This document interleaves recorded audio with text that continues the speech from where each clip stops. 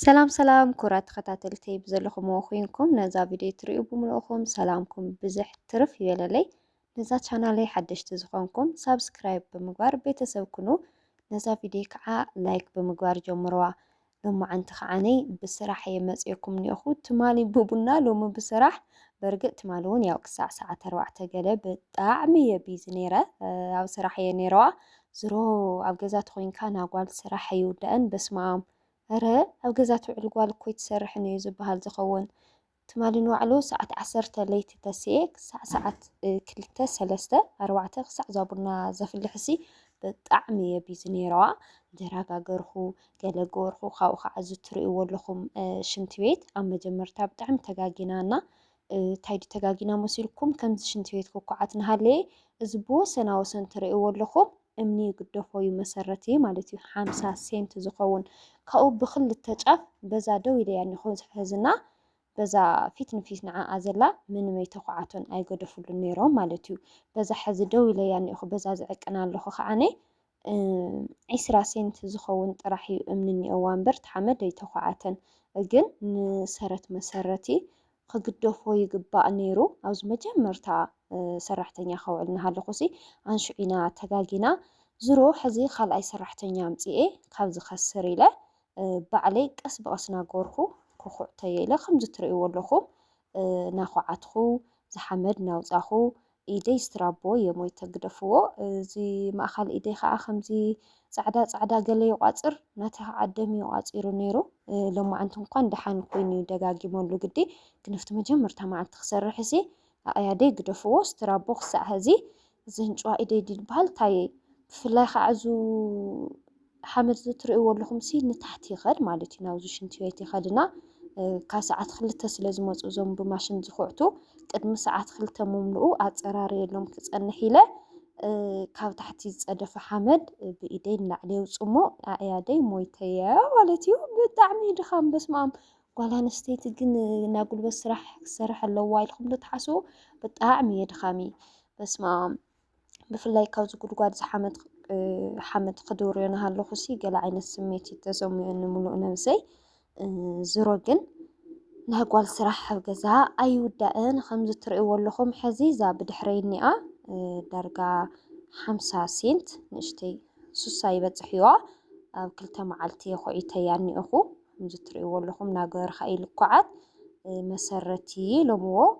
ክድብደብ እናሃለየስ ቅድሚያ ኣብዛ ነፃ እኒኣ ባይታ ልዕሊ ከውሒ ሰረት ይስረት ማለት እዩ ሎሚ ዋላ ሰራሕተኛ መዓልታዊ ዝሰርሕ ሰራሕተኛ ተምፃኻ 2 መዓልቲ 3 መዓልቲ ዝወስደሉ ብሓደ ግዜ ኣይሰርሕዎን ኮንትራት ተይካዮም ትችግሩሲ ዝውቅንዕና ዘየለ ምዃኑ ኣብቲ ዓድናስ ኮንትራት ተይካዮ ዝኾነ ነገር ፋጢኖም ወዲኦም እዮም ዝኸዱ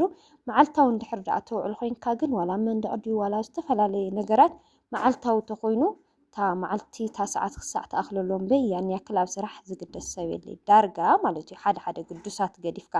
እና ኣነ ከዓ ነዛ ትሪእዋ ኣለኹም ሲ 2 መዓልቲ 3 መዓልቲ ካብ ዘውዕለላስ ንጎሆ ተስኤ ንምንታይ ዘይፍሕሮ ኢለ ከምዚ ገይረ ይፍሕር ኣለኹ ተኸባድ ነገር ግን እዛ ትሪእዋ ኣለኹም ብወሰን እኒኣ ኣእማን ተደርዲርዎ እኒኦ እሱ ክለዓል እዩ ካብኡ ከዓ ደው መበሊ የብሉን እኒኦ ዝሮ እስኪ እግዚኣብሔር ይሓግዘኒ ከመይ ገይረ ከም ዝኹዕቶ ይፈልጥን ሳዕ መጨረሻ ከይፅበ ከዓነ እቱ እምኒ ማነው እዚ ሽንቲ ቤት ናርሓቐ ስለ ዝኸድሎ ሓመድ ንምምፃእ ከየቸግረኒ ኢለ ካብ ሕዝየይ እየ ዝፍሕሮ ኣለኹ በርግጥ ሕዚ እንኳን ንባዕሉ ደንጉየ እንድየ ቱ ኣብ ቀረባ ናሃለየ እዚ ሽንቲ ቤት ክፍሕሮ ይግባእ ነይሩ ግን ዘይምፍላጥ ከዓ ችግር ኢና ድሓር እዮም ነጊሮም ክኳዓቶ እኮ እዩ ካብዚ ገለገለ ምስ በሉንሲ ዋይ እንታይ ደኣ እሞ ግዜ ይወስድ ኢለ እየ ጀሚሮዮ ዝሮ ዘይትፈልጦ ነገር ከቢድ ኣነ ከዓ ዝደብረኒ ነገር እንታይ ድዩ መሲልኩም ኣብ መጀመርታ መዓልቲ ክሰርሖ ዝግበአካ ነገር ናሃለየሲ ከምዚ ግዜ ምጉታት ግዜኻ ምጥፋእ ከምዝታት ነገር ብጣዕሚ እዩ ዝድብረንና ገንዘብካ ምጥፋእስ እንታይ የምፅእዎ እየ ዝብል ዝሮ ግን በቃ እስኪ በቃ ኣጀኾ ኢሎም ንሳቶም እውን ይኸው ቀሪበ እኒአኹ ማለት እዩ እዚኣ እዛ ትሪእዋ ኣለኹም ሎማዓንቲ ክውዳእ እየ ብክልተ ገፅ እየን ከዓ ከኣርያኒ ዝሮ ከይፀድፍ እውን ፀሎት ግበሩለይ ብዝኾነ ወይ ቀሊል ይመስል ግን ንእሽተይ ኩዒትካ ከዓ ዝተሓመድ ስማዓት እዩ ዝወፅእ በስመ አብ ክንዲ ሓመድ ይኾነ እዩ ዝወፅሎ ዝሮ ተሓመድ እንኳን ክጠቕመኒ ድዩ ግን ከዓ ድኻም ኣለዎ ማለት እዩ። ትማሊ ኣብ ዝሰራሕኽዎ ቪድዮ ግን ክቡራት ኣሕዋተይ ንዘረአኹም ንፍቕሪ ብጣዕሚ እየ ዘመስግነኩም። ኩሉ ግዜ ናተይ ኒኹም ተኸታተልቲ ትፅሕፉለይ ኮሜንታት ኩሉ ግዜ ብጣዕሚ ደስ ዝብለኒና ብጣዕሚ እየ ዘመስግነኩም። ካብኡ እውን ዓዲ ተመችዩኪ ኢልኩምና ብጣዕሚ ደስ ኢሉኒ። እወ ይሕማቕካ ይኽፋእካስ ዓድኻ ምንም ኣይመስለካን፣ ከም ዓድኻ ከም ሃገርካ ኢኻ ትኸውን። ዝሮም ኣብ ዓደይ ተመችዩኒ ኢለ እየ ዝሓስብ። ኣነ እውን ባ ተስፋ እኒአኒ ዓደይ ኣትየ ክረጉድ እየ ትብል ኣሕዋተይ እውን ነርክን። እወ ዓድኻ በስመ ኣብ። በዚ ኣጋጣሚ ግን ክነግረክን ዝደሊ ነገር ኣብ ስደት ኣብ ገፃ ዝኾነ ጠበሳ ወይ ከዓ ዝኾነ ምልክት ብፍላይ ከዓ ማዳ ዘይብላ ጓል ኣንስተይቲ የላን ኢለ እየ ዝሓስብ። ዳርጋ መብዛሕትአን ደቂ ኣንስትዮ ስደት ማዳ ኣሎ ማለት እዩ። ምናልባት ኣብ ዓዲ ዘይነበረክን ኣብ ስደት ግን ማዳ እንድሕር ኣውፂኽን ኮይንክን ምንም ነገር ኣይትጠቐማ። ምክንያቱ ዓድኻ ተኣቲኻ ብዙሓት ከም ዝረአኽዎን ከም ዝሰምዖ እንተኮይኑ ዓዲ ምስ ኣተኻ እቶም ገፅካ ዝነበረ ነገር ኩሉ ይኸድዩ ይፅረግዩ ማለት እዩና ስለ ዝርአም እውን እየ ኣብኡ ብዙሕ መድሓኒት እሞ ከዓነ መዓት ቅርሺ ኣውፂኻ እሞ ንሓደ ወርሒ ልኾን ፀዳ የብለካ ድሕሪኡ ተመሊሱ ከዓነ እንደገና ፀሎሎ ይመስል ማለት እዩና ኣብ ስዑዲ ማዳ ዘለዎን ኣሕዋተይ ይርአ ነይረ መድሓኒት የምፅኣ። ብፍላይ ከዓ እዛ ብጫ መክደናዶ ግዛዕዶ ዝብልኣ ናይ መዳ መድሓኒት መጀመርታ ፃዕዳ ተምስለካ ዳሓር ግን መሊሳ ናብ ዘይነበረ እዩ ዝምልሰልካ ማለት እዩ። ኣብ ዝሪኦ ዝነበርኩ ይርአ ነይረ ኣብ ሓደ ሓደ ኣሕዋተይና። በርግጥ ኣነ እንኳን ዝኾነ ማዳ ይወፀንን መፅአ በጋጠሚ ኮይኑ ግን ኣሕዋተይ ቅርሽኽን ኣይተጣፍኣ ኣይትጨነቓ። ከዓ ዓድኽን ምስ መፃኽን ገፅኽን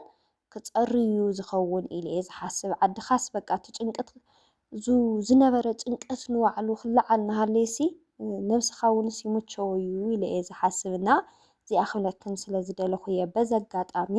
ካብኡ ከዓ እንታይ ትብሉ ኣሕዋተይ ነይርኩም ገዛኽስ ክንደይ ሜትሮ እዩ? ብጣዕሚ ሰፊሕ ትብሉ ነይርኩም። እዚ ገዛይ ከምቲ ኩሉ ግዜ ዝነግረኩም መደቀሲ ገይረዮ እኒአኹ። እቲ ናይ ስራሕ ቦታይ እውን ተን ክልተ ናይ ስራሕ ዓበይቲ ገዛ ናይ ቀድሚት እየን። ዝሮ እቲ ሓንቲ ገዛ ህዚ መደቀሲ ገይረያ ዘለኹሳ ናይ መደቀሲት ክላስ ኣይኮነትን ስቑኢለ ዳኣ ከምኡ ገይረያ ንጊዜው እምበር ዓብዪ ናይ ስራሕ ቦታ እዩ ማለት እዩ። ስፍሓቱ ከዓ 580 ብ570 ድዩ 570 ብ560 እዩ ከምኡታት እዩ ስፍሓቱ። ዝሮ ሓደ መዓልቲ ለኪዐ ከርእየኩም እየ እናለካእኹ ክመፅእ እየ። ስፍሓቱ ግን ክሳዕ ክንድኡ ዝኣክል እዩ ብጣዕሚ ሰፊሕ። ኣነ ከዓ መደቀሲ ደስ ዝብለኒ ነገር እንታይ እዩ ፅብብ ዝበለ ሳሎን ምስ መደቀሲኡ ክትነብረሉ ደስ ይብለካ። ዝሮ ዝሮ ግን ነጊዜው ስለ ዘይተመቻቸየ መደቀሲ ገይረዮ እኒአኹ ማለት እዩና መደቀሲ ክላስ 3x3 እዩ ዝኾን ኢሎሞ እዚ ምስ ሳሎን ጠቢቑ ዝስራሕ መደቀሲ 3x3 እኸልትያ ይብልዋ ነይሮም። ዝሮ ሰብ ከከም ድሌቱ እንድዩ ግን ካብኡ ንላዕልን ትርጉም ዘለዎ ኮይኑ ኣይስምዐንን። ካሊእ እንታይ ዝብል ሕቶ እዩ ነይሩ ናይቱ ቁምሳጥን ማነው ናይ ዛዳ ኣቑሑት ዋጋ ክንደዩ እናተ ኣቑሑት ዋጋ ኸ ክንደዩ ዝብል ሕቶ ነይሩና። ናይ ኣቑሑት ዋጋ ብሰፊሑ ሓደ መዓልቲ ከምፀልኩም እየ ናይዙ ኣቑሑት ኣነ ዝገዛእ ኩሉና ሕዚ ዘለዎ ብጣዕሚ ኣፈላላይ እኒኦና። ዝሓለፈ ቀዳም ከም ዝነገርኩኹም እግረ መንገደይ ሓለፍኩ ይጥይቕ ኣለኹስ ብጣዕሚ ተቐሊሉ ኣቑሑት ሰማይ በፂሑና። እስኪ ኣብዚ ሕዚ ግዜ ዋጋ ኣቑሑት ክንደይ ኣለዎ ንዝብል ብዝርዝር ኩሉ ከምፀልኩም እየ ናብ ዳ ኣቑሑት ከይደ ማለት እዩ። እዛ ኣርማድዮ ናተይ ግን ናይ ኣቑሑት ብጣዕሚ እያ ፀባብ ብጣዕሚ እያ ንእሽተይ ዝነኣሰት እያ በቃ ሳና 21,000 ድየ ገዝአያ ነበርኩ ከምኡ ይመስለኒ ተዘይተጋጊ ግን ምግዛእኽን ዘይቐሪ ከዓኒ በርግጥ ሽዑ ኣመጣጥነ ኣቢለ ክነበር ኢለየ ኣነስ ኣቢለ ኣዝየያ ነይረ እምበር ዙ በዓል ክልተ ተኸፋቲ ምግባር ይፅቡቕ። ከምዛ ናተይ ዝረአኽና ኮይናሲ በዓል ክልተ ተኸፋቲ ፅቡቕ እዩ ማለት እዩ። ናተይ በዓል ሓንቲ እያ ብጣዕሚ እያ እንትን በቃ ፅፍፍ ዝበለ ኣቑሑት ጥራሕ ክተቕምጠላ እምበይ ድስቲ ወዲ ድስቲ ምናምን ክተቕምጠላ እንትን የብልን ወይ ካሊእ መቐመጢ ተሃልዩኩን ወይ ሳ በቃ ብሳሎን ኮይና ምንም ነገር ክትኽፈት ዘይትኽእል ተኮይና እምበር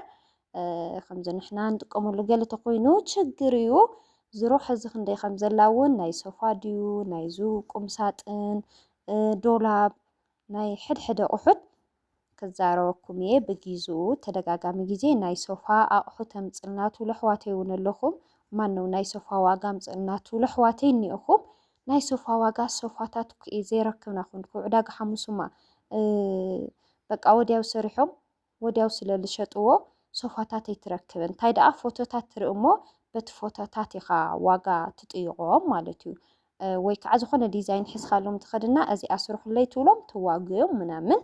ዝሮ ብፎቶታት ገይረ ሒዘልኩም መፅየ ከምዚ ማዓፁ ሶፋታት ኣብ ዕዳጋ ሓሙስ ብቐሊሉ ክትረክብ ትኽእልን ዝተሰርሐ ማለት እዩ ካሊእ ኣብ ናይ ትማሊ ቪድዮ ዝተፅሓፈ ሕቶ ከዓኒ እንታይ እዩ ዝብል ነይሩ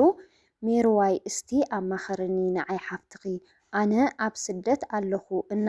7 ዓመት ገይረ እና ሓደ ኣብ መቐለ ኮይኑስ ኣብ ላጪ ኣለኒ ቦታ 1.2 ቅርሺ እውን ኣለኒ ከይሰርሖ ንመሻርፍ መዓዝ ክእክቦ ከይሰራሕዎ ከይኣቲ ክራይ ገዛ ብጣዕሚ እየ ዝፀልእ እና ገዛ ተስራሕናስ መሻርፍሲ ክንደይ ልኾን ይኣኽለና ኣነስ ማራ ተጨኒቐ ዓደይ ከይደ ክምርዐ እየ ዝደሊ ንዓይ ዝመስል ተግንየ ቤተሰበይ ግን ዓዲ ሕማቕ ኣሎ ይብሉኒ እና ከይተሓልፍኒ ኢላህንንያ ዝሓፍተይ ማዓረይ ዝሮ ናተይ ሓሳብ ክዛረበኩም እንድየ ካብኡ ከዓነይ ንስኻትኩም እውን ብዙሓት ለባማት ኣሕዋተይ ትከታተሉኒ ስለ ዘለኹም ሓሳብኩም ኣብ ኮሜንት ተቕምጡላ ነዚ ሓፍተይ መኽርኩም ማለት እዩ ከም ኣነ ዓዲ ሕማቕ ኣላ ከይትመፃ ኣብኡኹና ኣይተረጋግዐን ምናምን ዝብል ኣይስማዕምዐሉን ምክንያቱ ኩሉ ግዜ እዩ ከምኡ ዝበሃል ማለት እዩና ከም ሃገርካ ዝሮ ከምኡ እናተባሃለ ኣብ ስደት ኣይንበርን ክንደይ ዓመታት ደኣ እሞ ኣብ ስደት ክትነብር ተሓሰብካዮ ኸ ኣይኹን እንዶ እርግጠኛ ዘይኮንካሉ ነገር ከምዚ ክፍጠር እዩ ገለ እናተባሃለሲ ክሳዕ መዓዝ ዕድመ ናብ ስደት ነማኸን ኢለ እየ ዝሓስብ እዚ ይስማዕምዐሉን ካልእ ግን እንታይ እዩ ቦታ ነፃ ቦታ ኣለኒ 1.2 ሚልዮን እውን መሻርፍ ኒአኒ ትብላ ዝሓፍትናና ኣነ ከማይ ዝብለኪ እንድሕር ደኣ ኣብ ስራሕኩ ኮንኪ ስራሕ እንድሕር ደኣ ሃልዩኪ ካብኡ እውን ጥዕና እንድሕር ደኣ ሃልዩኩሲ ዘንቅርሽኺ ዋላ ሳሎን ምስ መደቀሲኡ ገዛኺ ምስ ሽንቲ ቤቱ ትሰርሑ ሞኢ መሻርፍኪ ተወሓደ ንሓደ ዓመት ኣኪብኪ ዓዲ ክተተኣትዊ እየ ዝብለኪ ማለት እዩ በርግጥ 1.2 ኣብዚ መፂኺ ስራሕ ክትከፍቲ ትኽእል ኢኺ ስራሕ ከፊትካ ከምቱ ናይ ኣብ ስደት ኮንካ ተስርሖ ኣይፈጥን እምበ ዋላ ዓዶም ኮይኖም ዘስርሑ ገዛውቶም እኒው ግን ከዓ ፅቡቅ ዕድል ካብ ኮነ ኣብኡ ኮንካ ምስቲ መሻርፍም ስለ ዝሕግዘካ ካብዚ ኣብ 5 ዓመት ወይ 6 ዓመት ገዛውቲ ምስራሕ ኣብዓ ብሓደ ዓመት ወይ ብሓደ ዓመት ፈረቓን ኣቕረብ ቢልካ ገዛካ ተሰራሕካ ፅቡቅ እዩ ኢለ እየ ዝሓስብ ዛንበይተይ እና ያው ግድን ዓዲ እተው ኢልክስ ተመርዒኺ ማለት ኣይኮነን ኣብኡ ኮንካ እውን ብስልኪ ብዙሕ ነገር ትውድእ ትኽእል ኢኻ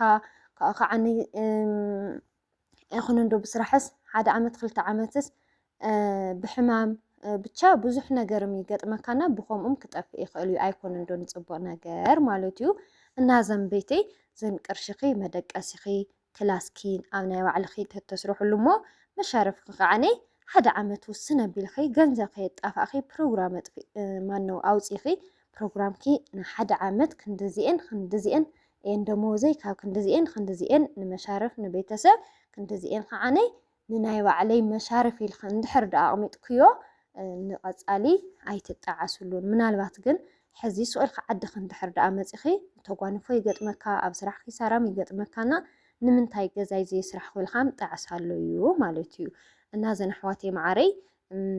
ኣብ ከምዚ ዓይነት ሕቶ ዝተወጠርክን ሰባት እንድሕር ደኣ ሃሊኽን ይርድአኒ እዩ ብጣዕሚ ደባሪ በቃ ድሕሪ ሕዝስ ሰሪሐስ መሻርፍ ድየ ክእክብ ሰሪሐስ ከምዚ ድየ ክኾን ትብል ኢኻ ግን ርእስኻ ምን ተቢልካዮ ከዓኒ በቃ በተለይ ከዓ ገደብ ተገይርካሉ ንዝኾነ ነገር ክሳዕታ ናይ ገደብ መዓልቲ ተኣክል ተስፋ ኢኻ ትገብር ማለት እዩ እና እዞም ኣሕዋተይ ማዓረይ ከም ኣየኽለኩም ዝደሊ ዛንበይተይ እውን እንድሕር ደኣ ናይ ጥዕና ፀገም ዘይብልኪ ካብኡ እውን ስራሕ እንድሕር ደኣ ሃልዩኩ ኮይኑሲ ሓንቲ ዓመት ጥራሕ በቃ ሓንቲ ዓመትስ ከም ዝብለኩ ኣለኹ ብዙሕ ነገር ክገጥመካ ይኽእል ኢና ግን ንፅቡቅ ነገር ንመሻርፍኪ ክትሕዚ ገዛኺ ንክተስርሒ ሓንቲ ዓመት ተፀመሚ የኽብለኪ ዝደሊ ብዝተረፈ ግን ኣብ ከምዚ ዓይነት ሕቶ ዝተወጠርኩም ኣብ ስደት ዘለኹም ኣሕዋተይ እግዚኣብሔር ኣምላኽ ጭንቀትኩም ኣቕልል የብለልኩም ካብኡ ከዓነይ ዝኾነ ነገርማ እንደንዶ ተኮይንካ ገና እንድሕር ደኣ ዘይወሰንካ ብጣዕሚ ኢኻ ትምንቀል ብጣዕሚ ኢኻ ትጨናነቕና ተስ ንምስራሕ ተስ ዓዲ ንምእታው ግን ውስን ኣቡሉ እየ ክብለኩም ዝደሊ ምውሳን ዕረፍቲ ዝበካ ዝኾነ ነገር ውስን ተቢልካ በቃ ርእስኻ እምን ኣቢልካ ክትሰርሕ እንድሕር ዝግብአካ ኮይኑ ንክትሰርሕ ኢኻ ተስፋ ትገብር ክኸዲ ኢልካ እንድሕር ደኣ ወሲንካ ከዓነ በቃ ከምዚ በጊልካ ንክትወፅእ ሽዑት መዓልትኻ ፅብአ ማለት እዩ እና ዝሮ ቀልጢፍካ ምውሳን ፅቡቅ እዩ لمعنت زنبረ ቪድዮና ነዚ ይመስል ነይሩ ካልእ ግዜ ብካልእ ቪድዮ ክሳዕ ንረኽብ ሰሰናይ ንኣኹም ብጣዕሚ ዝፈትወኩም ንትገብሩለይ ምብርትታዕ ነዚ ፅሑፍለይ ኮሜንት ብልቢ እየ ዘመስግን ዘመሓተይ ቻው ሰሰናይ ንኣኹም